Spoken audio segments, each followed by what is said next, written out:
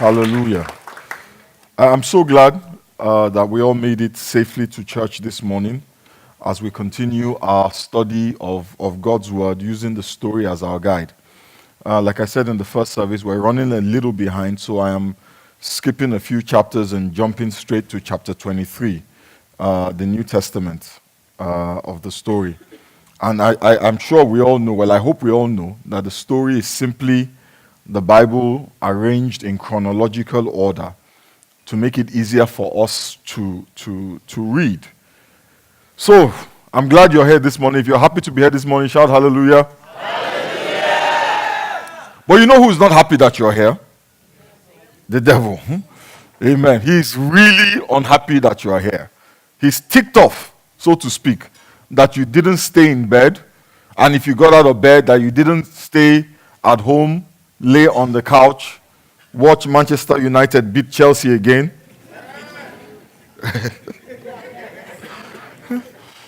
He's ticked off that you're thinking godly thoughts, trying to live a godly life, trying to live a life that glorifies God. The truth is, I don't really enjoy talking about the devil. I don't like to elevate him beyond what he deserves. But the devil is an important part of the story. And through his encounter with Jesus Christ in the book of Matthew chapter 4, we will get a glimpse of the strategies with which he works. And it's important that we understand those strategies if we want to live a victorious Christian life. So this morning, turn with me to Matthew chapter 4. Matthew, the 4th chapter, and I will read from the first verse. Then Jesus was led by the Spirit into the wilderness to be tempted by the devil. After fasting 40 days and 40 nights, he was hungry. The tempter came to him and said, "If you are the Son of God, tell these stones to become bread." And Jesus answered, "It is written, man shall not live on bread alone, but on every word that comes from the mouth of God." Then the devil took him to the holy city and had him stand on the highest point of the temple. "If you are the Son of God," he said, "throw yourself down. For it is written, he will command his angels concerning you, and they will lift you up in their hands, so that you will not strike your foot against a stone." Verse 7, Jesus answered him, "It is also written, do not put the Lord your God to the test." Again the devil took him to a very high mountain and showed him all the kingdoms of the world and their splendor. "All this I will give you," he said, "if you will bow down and worship me." Jesus said to him, "Away from me, Satan, for it is written, worship the Lord your God and serve him only." Worship the Lord your God and serve him only. Now that word or that name, devil, is actually comes from a Greek word that is pronounced diabolos. And diabolos simply means to accuse. It means to slander. It means to defame. The devil is the ultimate accuser, the ultimate slanderer. And his goal is to separate us from God, separate us from each other, so that like a lone sheep that has been separated from the herd and from the gaze of the shepherd, we become very easy prey. It becomes like shooting fish in a barrel. The devil was the angel that tried to usurp the throne of God in the beginning. At some point in the story of creation, the Bible tells us in the book of Isaiah chapter 14 and verses 13 through 14, that Satan thought to himself, says, "I will ascend to the heavens.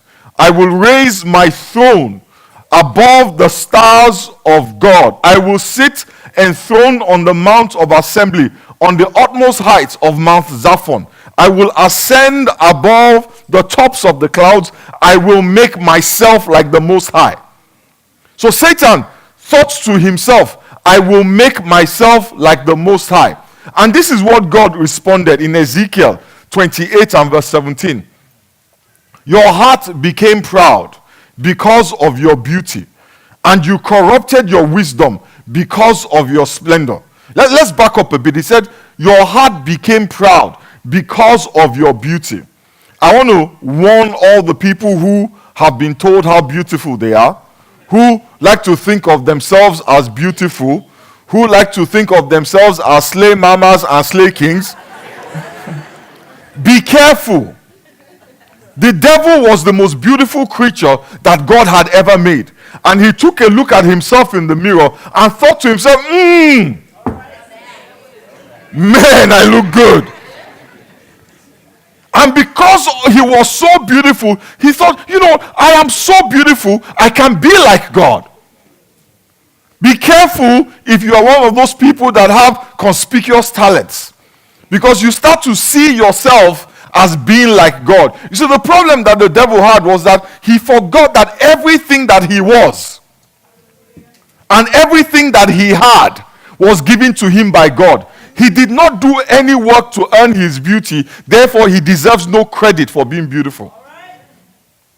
If you are giving yourself credit for things that the Lord gave you, you're looking for trouble.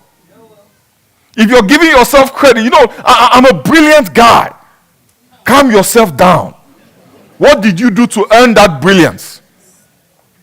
Pastor, my brain, I'm so analytical. When I see a problem, calm yourself down. The Bible says the devil was corrupted.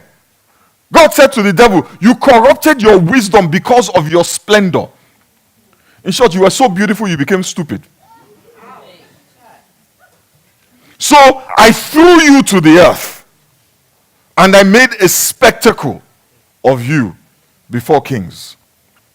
Now the reason why I'm bringing the devil up today is because we cannot understand what is going on in the world without understanding what's going on with God and the devil. In fact, the Bible tells us in 1 John chapter 3 verse 8, the reason the Son of God appeared was to destroy the works of the devil. For this reason was the Son of God manifest, that he might destroy the works of the devil. And the Bible is clear that all his works continually, without fail, morning, noon, and night, 24/7, they are evil. And evil continually. He doesn't take a break.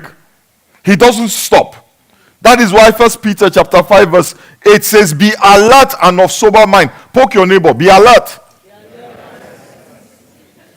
That poke you gave them will not alert them. Give them an alerting poke.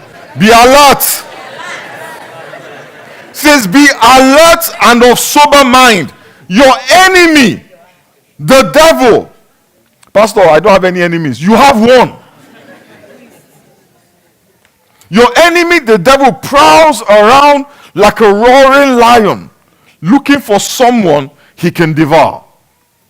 The Bible says, be alert and of sober mind. It doesn't say be afraid and hide. Because the truth is, we are not ignorant of his devices. We know how he works. We know how he rolls. And this morning, I'm going to share a few things with you about how the devil works. Number one, he will attack your weak spots. Jesus Christ had fasted for 40 days. And after fasting for 40 days, he was very hungry. Anybody here ever fasted for 40 days? Anybody? I fasted for 40 days. By the end of 40 days, they tell you, everybody tells you, after you do a 40-day fast, don't eat anything solid. Just drink something soft. What? I haven't eaten in 40 days? Then what? You want me to eat oatmeal? Heck no. You are so hungry. Your mind is consumed with the thought of eating that you will eat things that you should not eat until you are literally almost throwing up. Jesus Christ was hungry, and Satan knew how hungry he was. So he tried to tempt him by asking him to turn stones into bread. He knew Jesus was hungry. What are you hungry for? What are you hungry for? Are you hungry for financial success? Are you hungry for love, for intimacy? Are you hungry for the approval of friends, the approval of a father figure, the approval of a community? Are you hungry for likes?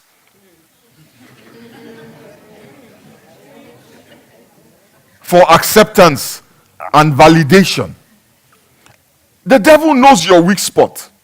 He knows how insecure you are. So he's trying to get you to turn stones into bread.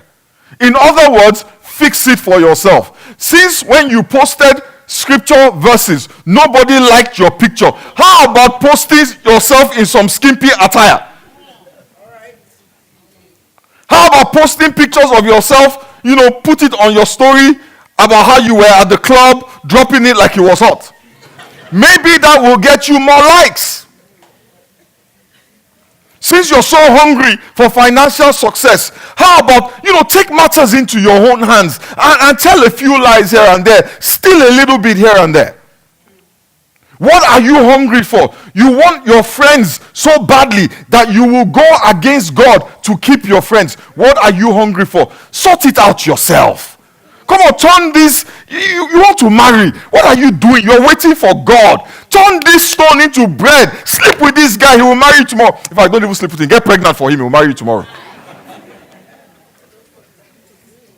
Turn stones into bread. Somebody has offended you at work. And you want to tell them. Even though God says vengeance is mine, it's okay, let's turn some stones into bread. Give them a piece of your mind. Somebody puts a nasty comment on your post on Instagram. Let's turn some stones into bread and clap back hard. We are constantly being tempted to turn stones into bread. Constantly. Take matters into your own hand. Fix it yourself. Sort it out. You have the power. You can do it. They will never talk to you like that again. Just give them a piece of your mind. One time they will reset. Jesus Christ said no. He had the power. It wouldn't even have taken him a second to turn those stones into the most delicious bread you can imagine. But he said no. What will you say? When the devil is telling you to fix it yourself, to solve the problem yourself, to take matters into your own hands and go against the word of God, what will you say? Jesus Christ had taught his disciples. He said, when you pray and ask God for daily bread. Ask God to provide for you. Take your needs, take our needs to God in prayer, because it is only God that can supply all our needs from his riches in glory. Take your weak spots, take your weaknesses to Christ before the devil will use them against you. Acknowledge to God the things that you are struggling with and let him help you with your burden. And if that doesn't work, Satan will raise a question about your identity. He will create doubts in your mind about your position in the family of God. You know what he said to Jesus? If you are the Son of God, in other words, maybe you are, maybe you aren't, but if you are, prove it to me. Show me that you are the Son of God. If you are the Son of God, why should you have to climb down from this highest point of this temple like everyone else? Why should you have to wait for a blessing like everyone else? If God really loves you, he says you are his child, he says you are the apple of his eye, shouldn't he do more for you? If God really loves you, what has he done for you lately? Jesus, why would you want to climb down from the highest point? Just jump. And God will give his angels instructions to catch you. Prove to me that you really are the Son of God. The devil says to you and I daily, show me something that God has done for you lately. And if you happen to point to something, he dismisses it by saying even unbelievers have it. So God provided for you. But Bill Gates is not a Christian. And God is providing for him. Well, I slept and I woke up this morning. Praise be to God. Unbelievers too, they slept. And they woke up this morning. You see, the devil will try to minimize the blessings of God by pointing to outliers to make you doubt your place in God and separate you from God. He points to outliers to minimize your blessings. He points to Bill Gates. You will now sit down forgetting there's only one Bill Gates.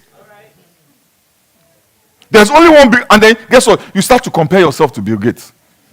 Say, God, if you can do it for Bill Gates, why haven't you done it for me? You're not real. Let me tell you something. The devil is pointing out those outliers to undermine your faith, to undermine your belief in the love of God, to separate you from God.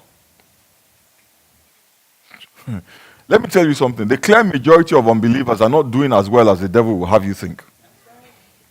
You'll be surprised at how many unbelievers are hungry. You realize that only 2% of this country earn over $250,000. But the way the devil paints it, you will think everybody other than you. I'm serious. You by the time the devil is done with you, you sit down thinking that you are the only person on this planet struggling.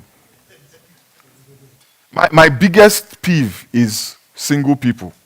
Single Christian people think all the unbelievers are married. Say, Pastor, I'm serving God, nothing. All those people in the world, which people? Count them. No, seriously, count them. The reality is you will find out that there are more single women in the world than there are in the church. But no. The way the devil will massage it in your head, you are the only single person on this planet. It's not true.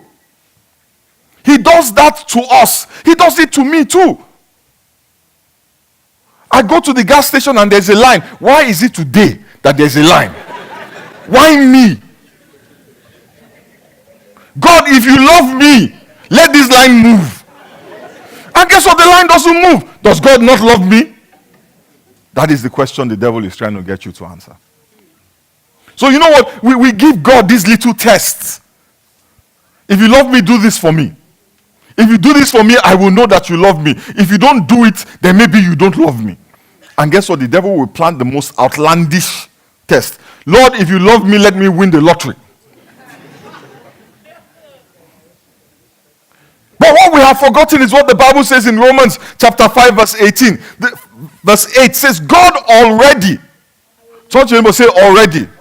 He already demonstrated his love for us in that while we were still sinners, Christ died for us. God has nothing to prove. Hallelujah. The cross of Calvary is the only proof that he needs to give that he loves you.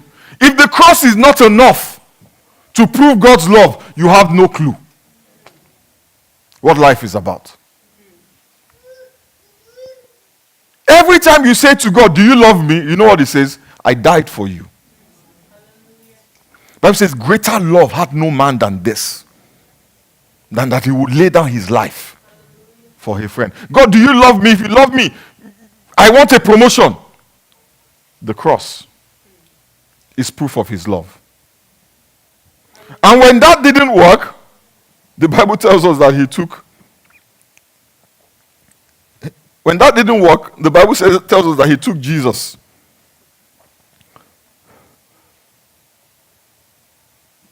Let's just pray for a quick minute. Just bow your heads for a quick minute.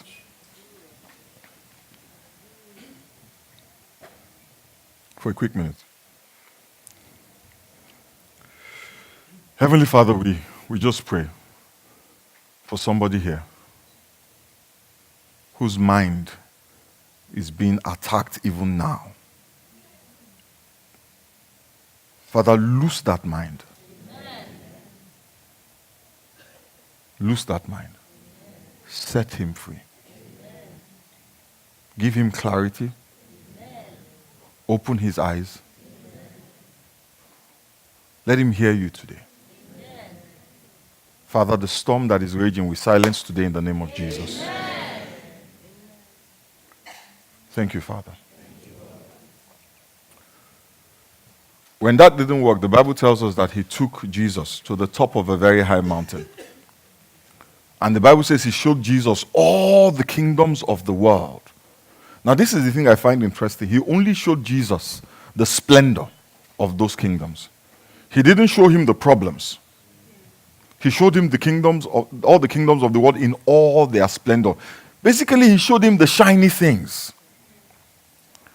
But remember that all that glitters is not gold. And don't let the devil put lipstick on a pig to hide the fact that it's a pig. He showed Jesus all the kingdoms of the world in all their splendor, and he offered to give them to him if only Jesus would bow and worship him.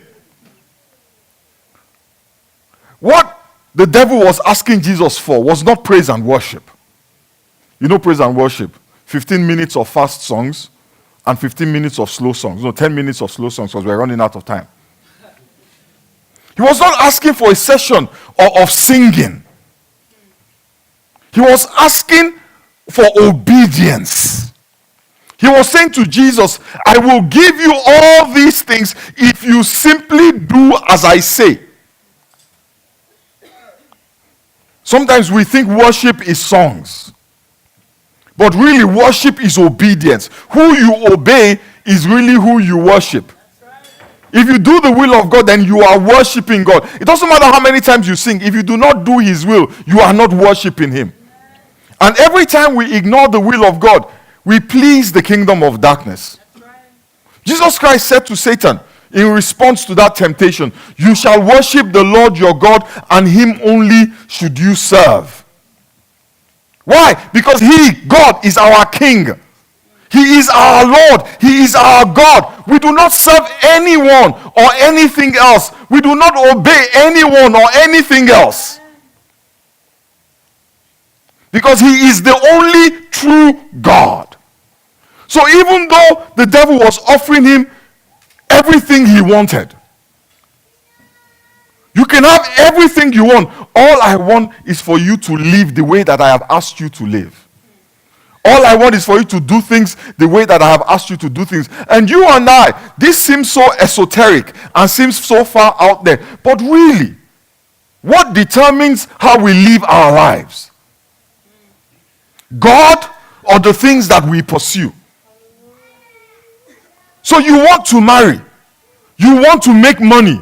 You want to progress in your career. Does that determine the choices that you make, or the word of God determine the choices that you make? You want success. Does that determine your choices, or does the word of God determine your choices? You see, what determines your choices is what you worship. That's right. And many people on a daily basis are worshiping a lot of things other than God. We serve him by obeying his word, by serving his purpose in every situation, in every interaction. The question that we must ask ourselves is not what I want, is what does God want? Because I am not king. Hallelujah. So it's not about how I feel. I know what I want. I can tell you this, I know what I want. The other day I was driving on 75, and this car passed me. This car passed me. It was a nice car. It was nicer than my car. And I wanted it. And I was like, Lord, can I have it? And the devil said, I can tell you some things that you can do to get it. And that is how it works. I can tell you some things that you can do to be happy. I can tell you some things you can do to prosper. I can tell you some things that you can do if you want to feel valued, if you want to feel wanted. You know, some men are looking for respect from their wives. They're looking for some kind of validation. And when they don't get it, they go and look for it outside. Because you know what? It doesn't matter how you get it. It doesn't matter if you're getting it from some woman that you're not married to. That is the devil tempting you to get what you need from the wrong place by disobeying God. So yes, you've got this side people praising you, telling you you're the best thing since sliced bread. And it feels good. It feels good But is that God's will for your life? You know, my prayer every morning now when I wake up is, Father, today, what is your purpose? In my conversations, give me clarity concerning your will. Let me say only the things you want me to say. It's no longer about how I feel. It's no longer about what makes me happy. Because I am serving my King. Who are you serving? Who are you worshiping? What does God want you to say to this person? I know I want to tell them the story of their lives. But it doesn't matter what I want. It only matters what God wills. Because it is God that is God. Let me tell you something, guys. The devil can tempt you. He can entice you. He can make strong arguments to convince you to make one choice or the other. But he cannot make you do anything. He cannot make you do anything. The primary instruments of his operations are the suggestions that he slides into our minds. But you can counter his temptations just as Jesus Christ did by using the word of God.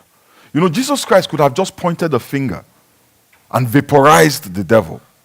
But if he did that, you and I would not know that the only antidote to temptation that is available to us is the word of God. This morning, I asked the folks in the first service if they wanted to go a little deeper. Do you guys want to go a little deeper? Yes. Okay, I think the people in this place want to go deeper. These other people are here, they're okay. If you want to go a little deeper, shout hallelujah. Hallelujah. When the devil tempted Jesus, you know he also quoted scripture.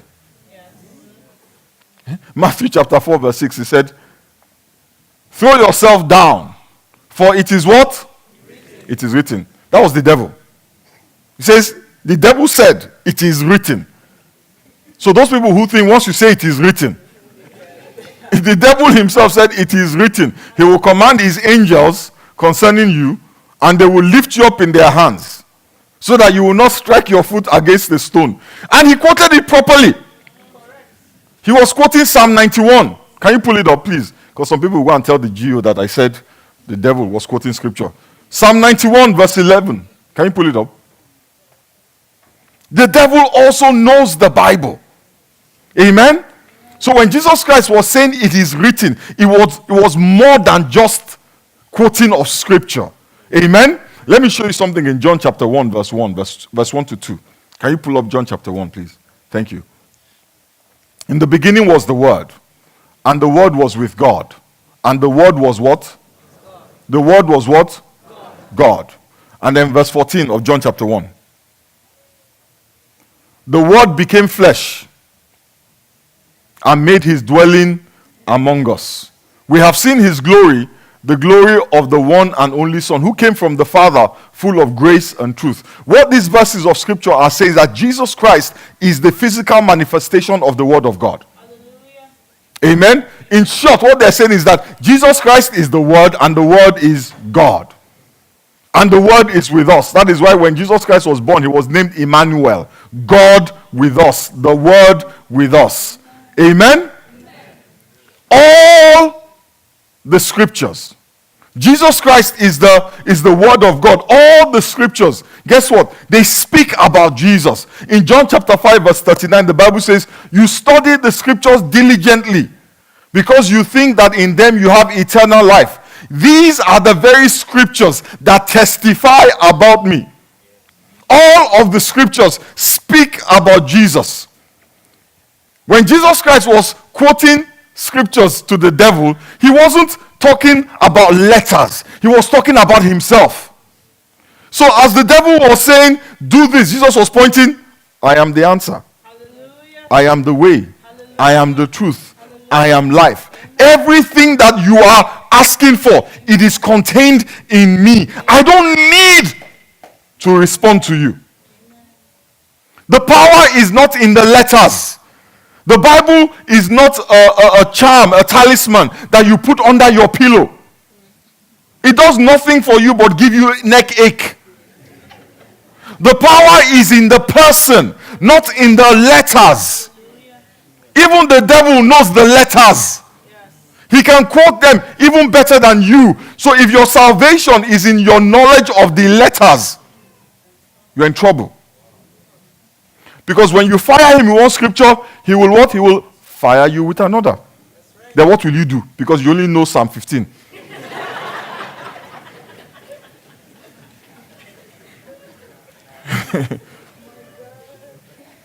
The power is not in the letters. The power is in the person. So you know the letters. Clap for yourself. Do you have the relationship? He didn't. When Jesus Christ was quoting the scriptures to Satan, he was pointing to himself, and so the devil fled. The Bible says, no weapon that is formed against you shall prosper. Amen. And every tongue that will accuse you, you will silence. The only way to silence the devil is Jesus. It is Jesus. So the challenge you and I face, the question is, do you know Jesus? Do you have Jesus? When you're quoting scripture, you better have a relationship to back up your quoting. Otherwise, you might as well be quoting Shakespeare. Do you have a relationship with Jesus? Have you accepted that he died for you? That his blood was shed to pay the price for your sins? You know, there are a lot of people who were born in church. They've been going to church all their lives. They don't know anything else except church. If they don't go to church on Sunday morning, they think there's something wrong with them. But they have just, you know, it's almost like a ritual, something they do every Sunday. They've been doing it since they were kids. It makes them feel good. But they have never had that encounter. That Jesus, I accept that you died for me. I accept that your blood was shed for me. That your sacrifice on Calvary was made for me. Without Jesus, the devil will ride roughshod over the life of that person. So this morning, as we bow our heads to pray, I ask only that you examine yourself and ask yourself, have I accepted that Jesus died for me? Do I believe that his blood was shed for me? That on the cross of Calvary, the price that he paid was for my sins. Father, we thank you and we bless you.